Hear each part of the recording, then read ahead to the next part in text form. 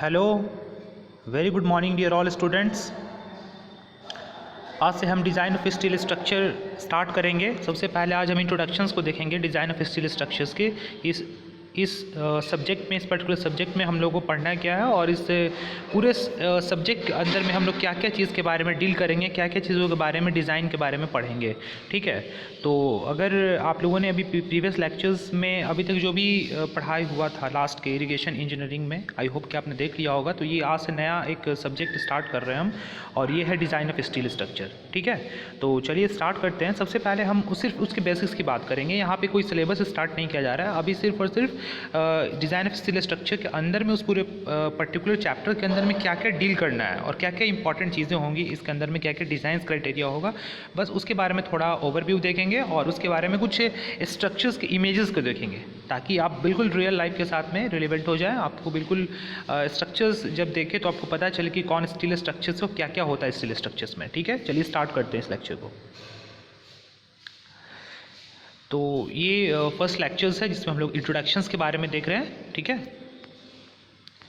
इस फिगर को देखिए। सबसे पहले आप यहाँ इस फिगर को आप देख रहे होंगे। इस फिगर में आप देख रहे होंगे यहाँ पे ये बना हुआ स्ट्रक्चर जो है ये क्या है, स्टील से बना हुआ है।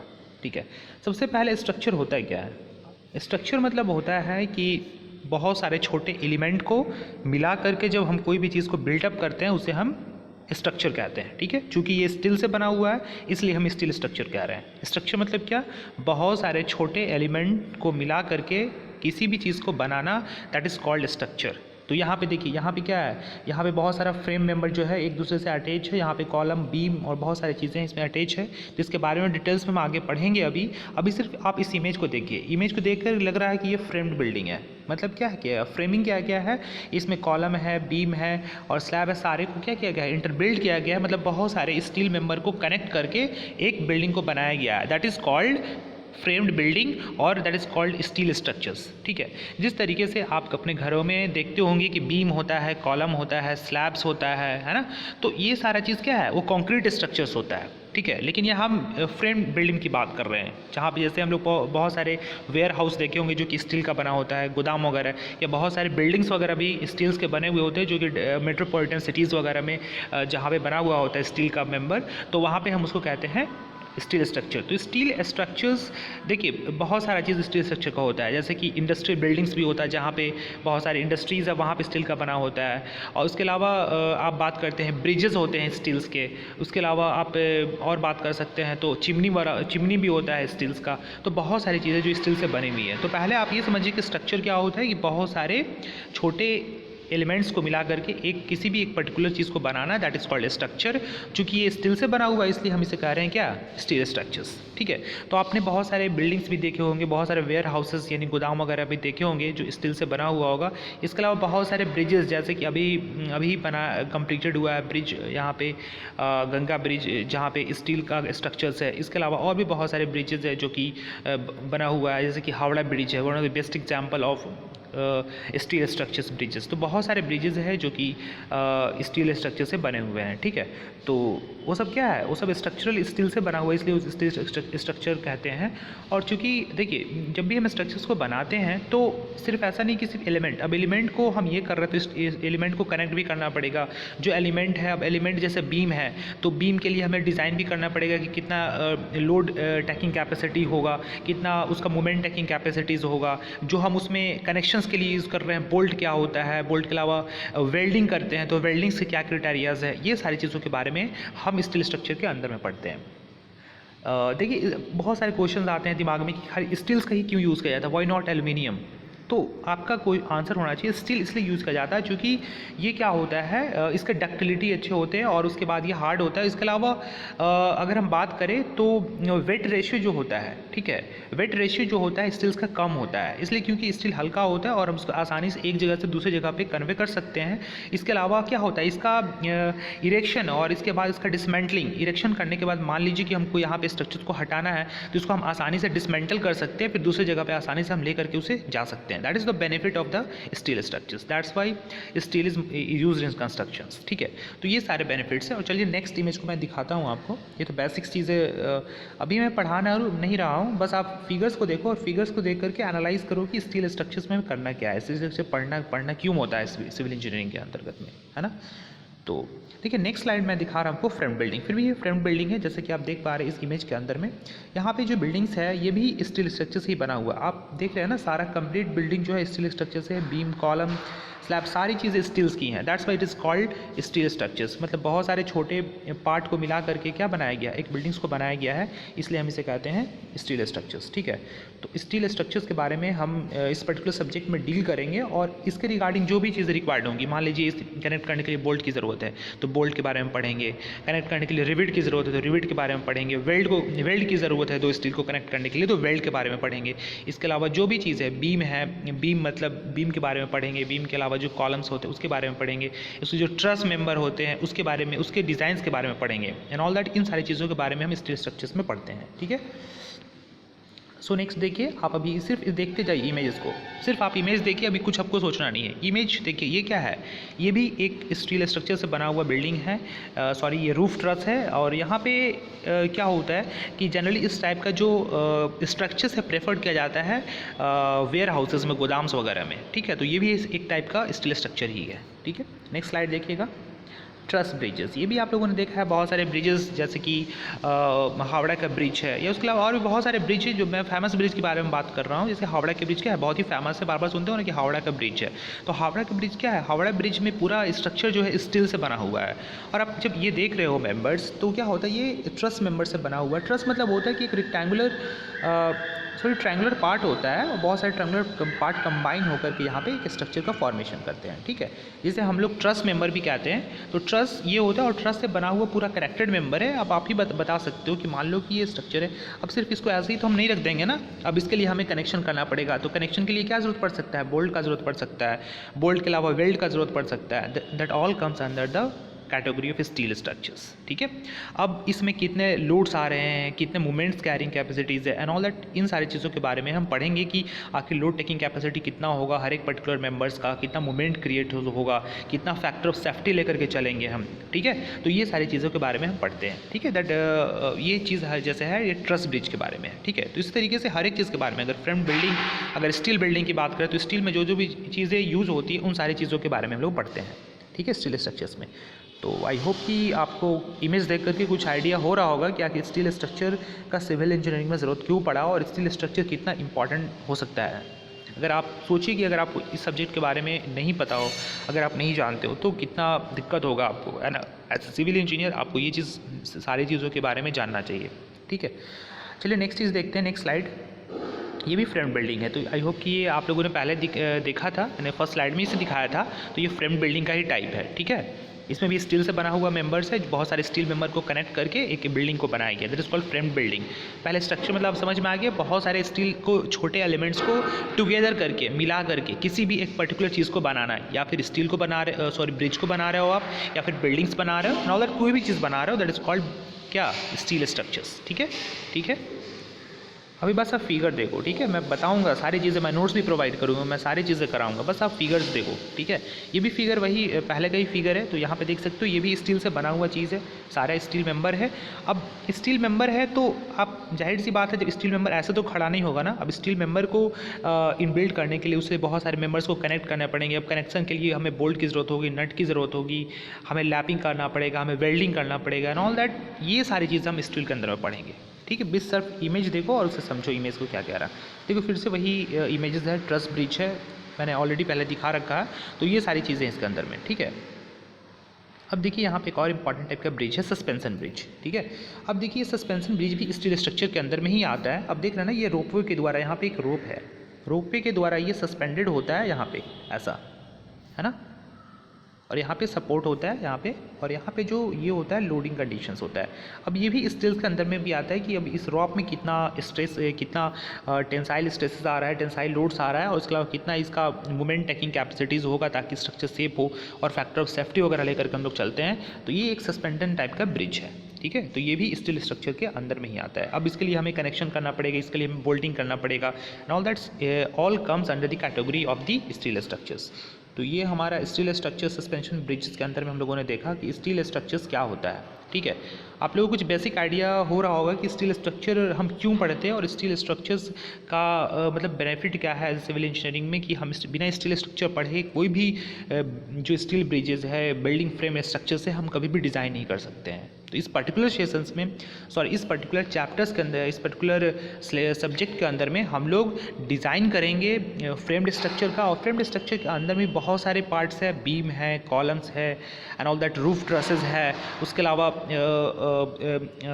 बोल्टिंग कनेक्शंस है, उसके अलावा रिबिटिंग कनेक्शंस है, उसके अलावा वेल्डिंग कनेक्शंस है एंड ऑल दैट। इन सारी चीज़ों के बारे में हम लोग पढ़ेंगे। स्टूडेंट्स, मुझे लगता है कि कुछ ब्रीफ आइडिया आपके इमेज को देख करके आपके दिमाग में कुछ बिल्ड हो रहा होगा कि देखिए किस तरीके से बना हुआ है पूरा structure. As a civil engineer अगर आप देखें पूरे स्ट्रक्चर्स को, अपने आसपास के स्ट्रक्चर्स को, तो कंक्रीट से बने होते हैं या तो फिर स्टील से बने होते हैं। दो ही स्ट्रक्चर्स होते हैं, या तो कंक्रीट के होंगे या तो फिर स्टील के होंगे, अदरवाइज कंक्रीट का स्टील दोनों बिल्टअप होगा, ठीक है।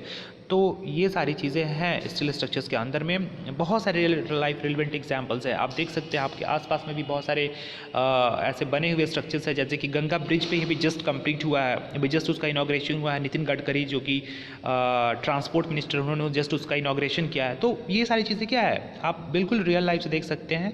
बहुत सारी चीज़ें ऐसे आपके आमने सामने में है जो आप देख सकते हैं कि स्टील स्ट्रक्चर से बना हुआ ब्रिज है, ठीक है, ये स्टील से बना हुआ फ्रेम्ड स्ट्रक्चर्स है, ठीक है। तो ये सारी चीज़ें, इन सारी चीज़ों के बारे में स्टील स्ट्रक्चर में पढ़ना है, ठीक है। मतलब स्ट्रक्चर्स को बनाने के लिए हमें क्या क्या ज़रूरत पड़ेगा, उसके लिए जो जो एसेसरी ज़रूरत है, उसके लिए ज्वाइंट करना पड़ेगा, उसके लिए हमें उसका लोड टेकिंग कैपेसिटी निकालना पड़ेगा, उसके लिए हमें उसके मोमेंट कैपेसिटीज़ को निकालना पड़ेगा, ऑल दैट। इन सारी चीज़ों के बारे में पढ़ेंगे स्टील्स में, ठीक है। आई होप स्टूडेंट्स कि आपको बहुत कुछ पता चल रहा होगा, बेसिक्स नॉलेज वगैरह अभी, क्योंकि अभी सिर्फ फिगर देखो आप, ठीक है। क्योंकि होता है क्या है कि हमें जब अचानक थ्योरी मिलता है ना, अब मान लो स्टील स्ट्रक्चर है और मैं आपको सीधे लिखकर दिखा दूं कि steel structure is nothing but A connection of small member connecting together, और उसके बाद दिखाने लगो सीधे ट्रस ब्रिज होता है, कैबल स्ट्रेट होता है और फ्रेम्ड स्ट्रक्चर होता है, तो आपको नहीं पता चल पाएगा, ठीक है।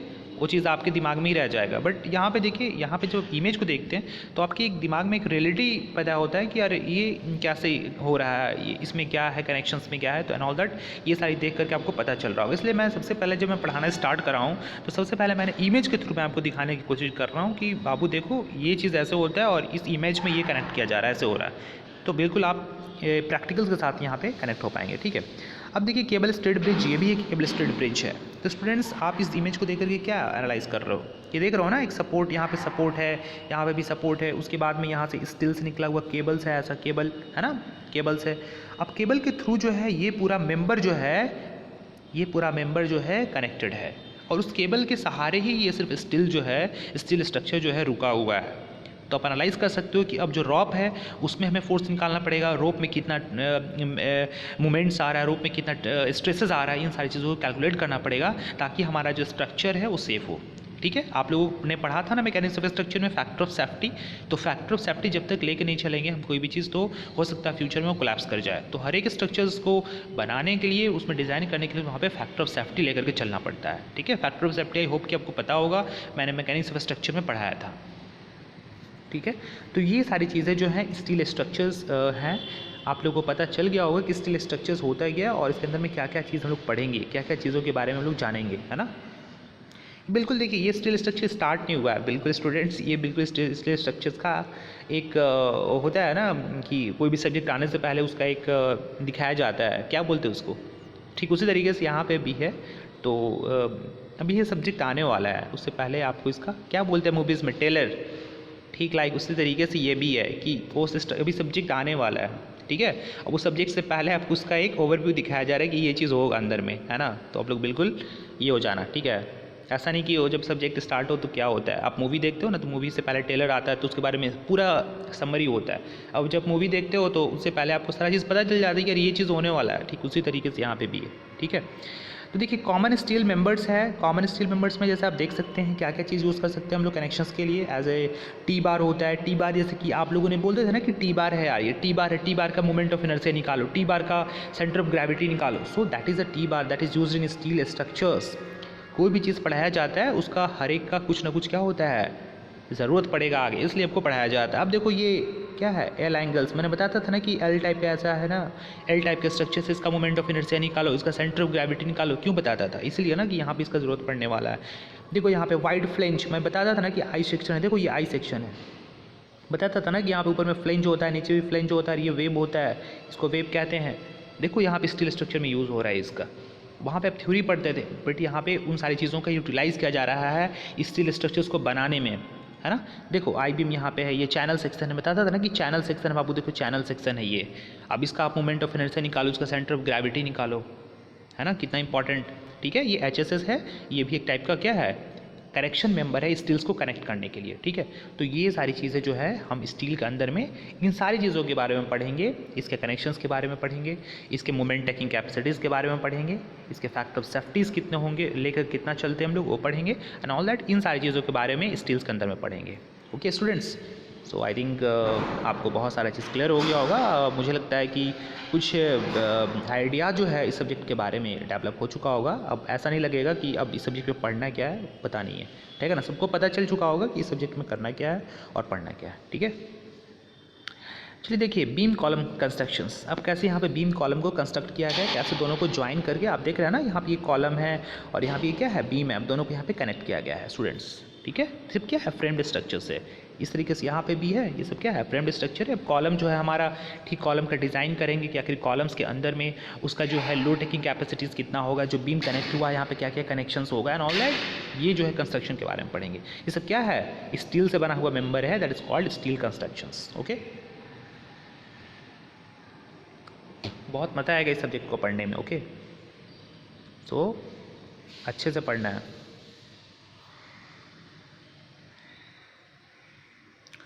अब देखिए ये इंडस्ट्रियल रूफ्स का कुछ पार्ट है, ठीक है ना। आप लोगों को ट्रस के बारे में मैंने पहले बताया था, ट्रस का थोड़ा बहुत जानकारी आप लोगों को होगा। ये देखिए ये ट्रस के जैसा ही है, मान लो यहाँ पे ये ट्रस है, इस टाइप से इधर भी बना हुआ मेंबर है, और यहाँ पे ये पर्लिन है, और पर्लिन के ऊपर से यहाँ पे ये दिया हुआ है, ठीक है, इस टाइप से, ठीक है। उसके ऊपर से हम लोग सेटिंग करते हैं, और ठीक इस तरीके से यहाँ पे सपोर्टेड है ये कॉलम, और यहाँ पे भी कॉलम, और इधर से यहाँ पे ब्रेसिंग किया गया है, ठीक है। तो ये भी क्या है, एक स्टील स्ट्रक्चर्स ही है, ये भी क्या है, एक स्टील स्ट्रक्चर का टाइप ही है। यहाँ पे भी आप लोगों ने देखा है ना, बहुत सारे वेयर हाउसेस में NH में भी मिलता होगा, तो स्टील स्ट्रक्चर से बना हुआ रहता है, और ऊपर से हम लोग यहाँ पे शीट रख करके उसको प्रोटेक्ट कर देते हैं, और अंदर में जो भी सामान रखना है रख सकते हैं। तो ये क्या होता है, आसानी से हम लोग डिसमेंटल कर सकते हैं। मान लो कि यहाँ से इसको हटाना है तो आसानी से इसको हटा सकते हैं, कोई दिक्कत नहीं है, क्योंकि बना हुआ तो मेंबर स्टील का कनेक्टेड है, उसको जॉइंट को हटाना है, फिर उसको डिसमेंटल करके फिर जहाँ पे हम शिफ्ट करना चाहते हैं वहाँ पे शिफ्ट कर सकते हैं, ठीक है। तो ये चीज़ें हैं। आई होप कि अब आपको जानकारी हो चुका है स्टील्स के बारे में, है ना, कि स्टील स्ट्रक्चर होता है। अभी आपको स्टील स्ट्रक्चर डिज़ाइन के बारे में जानकारी नहीं हुआ है, अभी आपको सिर्फ इतना जानकारी हुआ है कि इस सब्जेक्ट में पढ़ना क्या है, और स्टील स्ट्रक्चर जब हम बोल रहे हैं तो स्टील स्ट्रक्चर के बारे में आपको दिमाग में क्या इमेज क्रिएट हो रहा है ना, ये सब इमेज देखो पता चल रहा होगा, ठीक है। अब देखिए ये इंपॉर्टेंट कनेक्शंस, यहाँ पे मैं आपके लिए बहुत सारी इमेज ला के लेके आता हूँ। देखिए यहाँ पे अब ये मेंबर है ना, क्या स्टूडेंट्स, मेंबर है। अब मान लो कि ये मेंबर को कनेक्ट करना है ना, तो ऐसे तो कनेक्ट नहीं होगा ना, कुछ कुछ आप करोगे ना उसके लिए। तो क्या करोगे, हो सकता है आप बोल्ट कर सकते हो सकता है वेल्डिंग कर सकते हो सकता है रिवेटिंग कर सकते हो। स्टूडेंट्स दैट इज़ बोल्ट है, बोल्ट क्या कहते हैं इसको, बोल्ट। आप सभी ने देखा है ना कि दो मेंबर को कनेक्ट करने के लिए लोग बोल्टिंग करते हैं। तो स्टूडेंट्स इस पर्टिकुलर सब्जेक्ट में हम लोग बोल्ट के बारे में पढ़ेंगे, और बोल्ट के डिज़ाइंस के बारे में पढ़ेंगे कि बोल्ट का फैक्टर ऑफ सेफ्टी कितना लेंगे, किस किस टाइप्स के बोल्ट होते हैं, मेंबर को कनेक्ट करते समय बोल्ट में क्या क्या सेफ्टी प्रिकॉशंस होते हैं, कितना थ्रेड डायमीटर होता है, कितना जो हम होलिंग करते हैं उस सेक्शन में कितना होता है, एंड ऑल दैट, इन सारी चीज़ों के बारे में पढ़ेंगे। ओके स्टूडेंट्स, चलिए आपको बहुत सारे कॉन्सेप्ट क्लियर हो गए होंगे। अब बोल्ट के बारे में भी पता चल चुका है आपको कि बोल्ट क्या होता है ना। चलिए आगे देखते हैं नेक्स्ट स्लाइड में क्या होता है। बोल्ट के अलावा और भी कनेक्शंस बहुत सारे हैं जो आपके लिए लेकर के आए हैं हम। देखिए ये भी बोल्टिंग कनेक्शंस है स्टूडेंट्स, ये भी स्टील स्ट्रक्चर में देख रहे हैं ना, बोल्टिंग कनेक्शंस है। तो बोल्टिंग कनेक्शंस आप देख रहे होंगे यहाँ पे स्टूडेंट्स। तो आप देखिए यहाँ पे ये सब क्या है, दो मेंबर को कनेक्ट करने के लिए यहाँ पे बोल्ट किया गया है, यहाँ पे भी बोल्ट किया गया है, यहाँ पे भी बोल्टिंग किया गया है, ये भी बोल्टिंग है ना। अब मान लो कि ये मेंबर है, ये मेंबर कनेक्ट करना है, कैसे करोगे? विदाउट बोल्ट का तो कनेक्ट नहीं होगा ना, या विदाउट वेल्ड का कुछ ना कुछ तो आपको करना पड़ेगा, कोई ना कोई ज्वाइनिंग प्रोसेस जो है आपको करना पड़ेगा। या तो आप वेल्ड कीजिए, या तो आप क्या कीजिए, बोल्टिंग कीजिए, या तो आप रिवेटिंग कीजिए। But riveting right now obsolete right now, riveting को आजकल हटा दिया गया है, जनरली बोल्टिंग ही चलता है, ठीक है ना। क्यों हटाया गया है, क्या है, आगे जब हम पर्टिकुलर सेशंस को देखेंगे, पर्टिकुलर टॉपिक्स को देखेंगे, तो वहाँ पे हम बात करेंगे, हर एक के बारे में बात करेंगे, रिवेटिंग के बारे में बात करेंगे, वेल्डिंग्स के बारे में बात करेंगे, एंड ऑल दैट, हर चीज़ के बारे में बात करेंगे डिटेल्स में, ठीक है। अभी बस आप देखिए इमेज को।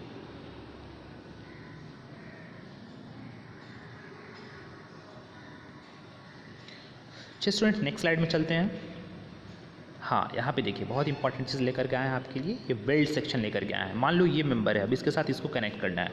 तो स्टूडेंट्स यहाँ पे देखिए ध्यान देने वाली बात है, यहाँ पे क्या किया गया है, यहाँ पे क्या किया गया है, ये देखिए यहाँ बोल्टिंग है क्या, ना ही बोल्टिंग है ना ही रिवेटिंग, यहाँ पे क्या है, वेल्डिंग है, दैट इज़ कॉल्ड वेल्ड।